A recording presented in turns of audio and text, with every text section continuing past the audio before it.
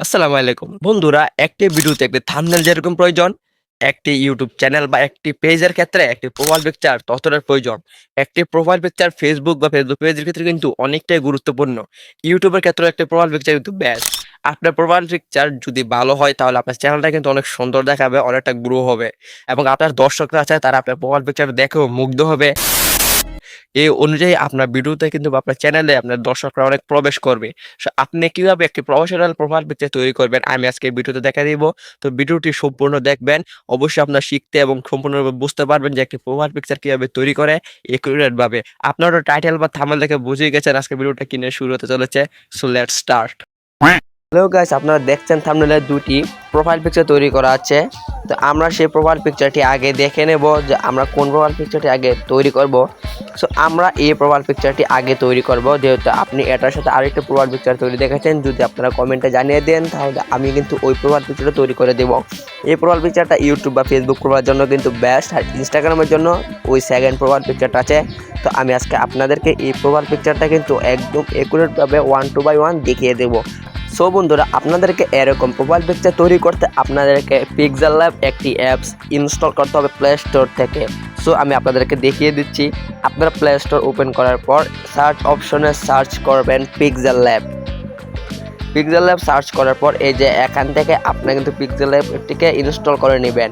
আমি এখান থেকে ওপেন করে নিলাম। পিক্সেল ল্যাব অ্যাপটি ওপেন হওয়ার পর আপনাদের মাঝে এরকম একটা ইন্টারফেস শো হবে। এখান থেকে আপনি কিন্তু অনেক রকমের ব্যাকগ্রাউন্ড সিলেক্ট করতে পারবেন। এখানে অনেক রকম ব্যাকগ্রাউন্ড আছে, আপনি আপনার পছন্দ মতো ব্যাকগ্রাউন্ড সিলেক্ট করে নিলাম। যেহেতু আমি বলেছি আমার এই থাম্বনেল অনুযায়ী প্রোফাইল পিকচার তৈরি করে দেখাবো, তাই আমি এই ব্যাকগ্রাউন্ডটাকে সিলেক্ট করে নিলাম। সিলেক্ট করার পর এখানে যেমন শেপটা আছে আপনার শেপটা কিন্তু এরকম রাখবেন, একটু কমাবেন না। তারপর এখান থেকে আপনি ছবি নিতে হবে। এখান থেকে প্লাস আইকনে ক্লিক করার পর নিচে ফ্রম গ্যালারিতে ক্লিক করবেন। তারপরে কিন্তু আপনার গ্যালারি সব এখানে ওপেন হয়ে যাবে। ওপেন হওয়ার পর আমি যে ছবিটা নিয়েছি এখান থেকে আমি কিন্তু সেই ছবিটাকে নিয়ে নেব। যে পিএনজি মোড করা রেখেছি আমি এখান থেকে পিএনজি মোডের ছবিটাকে নিয়ে নেব। আমার কিন্তু ছবিটা নেওয়া হয়ে গেছে। তো আমার কাজ এখন হলো এই ছবিটা দিয়ে প্রোফাইল পিকচার তৈরি করা। তো এখান থেকে আমি আমার ছবিটাকে কিন্তু একুরেটভাবে বসিয়ে নেব। ছবিটা একটু বড় করে আমি একুরেটভাবে ছবিটাকে বসিয়ে নিলাম। তারপরে নিতে হবে আমার দুটি শেপ। এই শেপটি আমি এখন নিয়ে নেব। আমি আবার প্লাস আইকনে ক্লিক করব। প্লাস আইকনে ক্লিক করার পর ফ্রম গ্যালারিতে ক্লিক করব। ক্লিক করার পর আমি নিচে চলে যাব। এখান থেকে আমি লাল শেপটিকে নিয়ে নিলাম। ফার্স্ট টাইম আমি লাল শেপটিকে নিয়ে নিলাম। লাল শেপটিকে ক্রপ করে ছোটো করার পর এখান থেকে আমি আমার ছবি বা পিকচার অনুযায়ী কিন্তু লাল শেপটিকে আমি তৈরি করে দেব। তারপর আমাকে নিতে হবে আরেকটি শেপ। আমাদের আরেকটি শেপ রয়েছে। আবার প্লাস আইকনে ক্লিক করব। আবার ফ্রম গ্যালারিতে ক্লিক করে আমি নীল কালার শেপটাকে নিয়ে নেব। এটাকে আমি প্রয়োজন মতো ক্রপ করে নেব। তারপর টিক চিহ্নতে ক্লিক করব। এটাকে আমি লাল বৃত্তটার একটু বড় করে দেব, যেহেতু এটা লাল বৃত্তটাকে একটু কাভার করতে পারে। তো এই পরিমাণে আমরা এটাকে দিয়ে দেব। তারপর আমাদের কাজ কিন্তু শেষ। আমাদের মাথার পিছনে ওই থাম্বনেলটা লক্ষ্য করলে দেখবেন আমাদের মাথার পিছনে একটি নীল কালার ছিল। সেই নীল কালারটা এখন বসিয়ে দেব। আবার প্লাস এখানে ক্লিক করব। আবার ফ্রম গ্যালারিতে চলে যাব। ফ্রম গ্যালারিতে চলে যাওয়ার পর এখান থেকে আমি নীল শেপটাকে নিয়ে নেব। নিয়ে নেওয়ার পর আবার বরাবর মাথার পিছনে দিয়ে দেব। দিয়ে দেওয়ার পর এই যে এখানে দেখুন লেখা আছে কর্নারে 3 ডটের নিচে ব্ল্যান্ড। এই ব্ল্যান্ড অপশনটাকে এখানে দেখা আছে। দেখুন নীল যে এখন শেপটা নিয়েছি সেই শেপটাকে আমার ছবির নিচে দিয়ে দেব। ছবির নিচে দিলে এই শেপটা কিন্তু আমার ছবির পিছনে নীল আকারটা চলে গেছে। সো বন্ধুরা, এই কাজটা শেষ হলো। আমার পরবর্তী কাজ হলো আমরা এখানে ফেসবুক, ইউটিউবের এইগুলো দিয়ে দেব। তো আমরা আবার প্লাস আইকনে ক্লিক করে আবার ফ্রম গ্যালারিতে চলে যাব। ফ্রমে চলে যাওয়ার পর এখান থেকে দেখুন আমি সবগুলো ফেসবুক, ইউটিউব কিন্তু পিএনজি মোড করে রেখেছি। তো আমরা এখান থেকে ফেসবুক, ইউটিউব কিন্তু পিএনজি মোড থেকে নিয়ে নেব। সো আমি এখান থেকে ইউটিউবের পিএনজি মোডটাকে নিয়ে নেব। নেওয়ার পর এটাকে আমি প্রয়োজন মতো ছোটো করে নেব।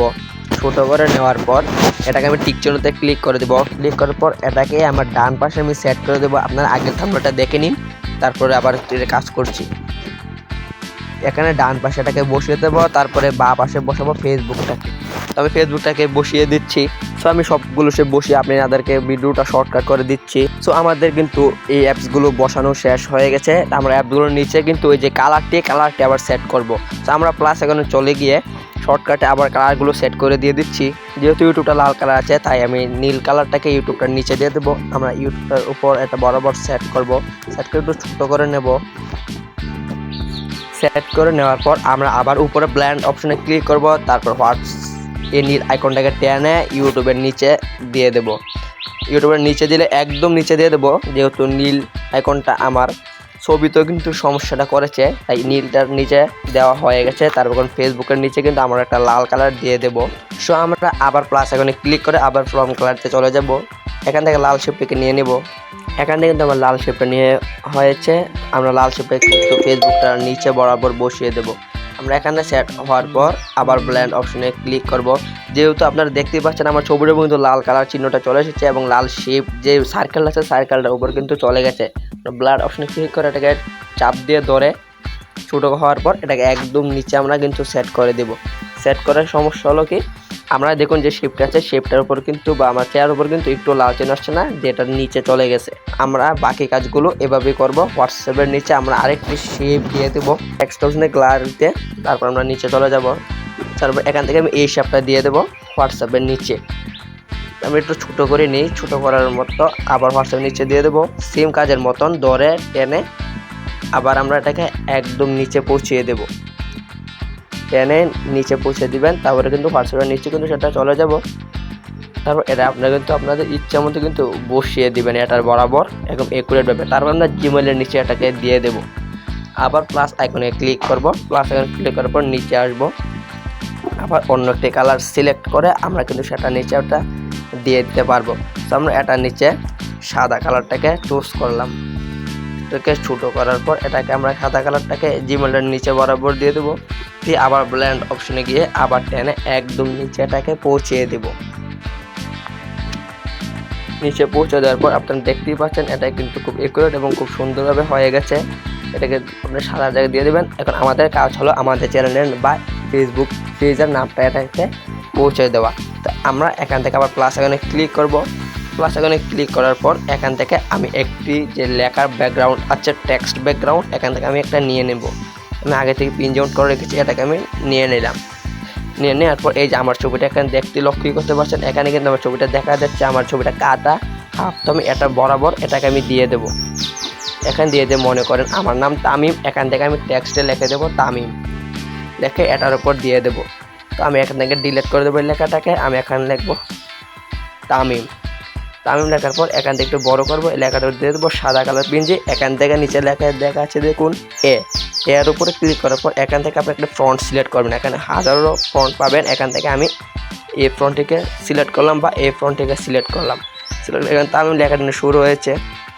এই লেখাটিকে আপনি আরও সুন্দর করতে এখানে স্ট্রোক আছে, স্ট্রোকে এনেবল করে দিবেন।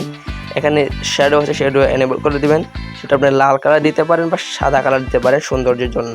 তারপর এখান থেকে আরও সুন্দর করতে এখানে 3D টেক্সট আছে, 3D টেক্সটের উপর ক্লিক করতে পারেন।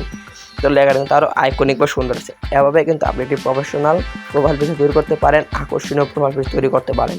সো বন্ধুরা, ভিডিওটি ভালো লেগে থাকলে অবশ্যই চ্যানেলটিকে সাবস্ক্রাইব করে পাশে থেকে বেল আইকনটিকে অন করে দেবেন। আর এর নতুন ভিডিও পেতে আমাদের চ্যানেলটিকে সাবস্ক্রাইব করে রাখবেন এবং যারা যে প্রয়োজন আমাদের কমেন্টে জানিয়ে দেবেন।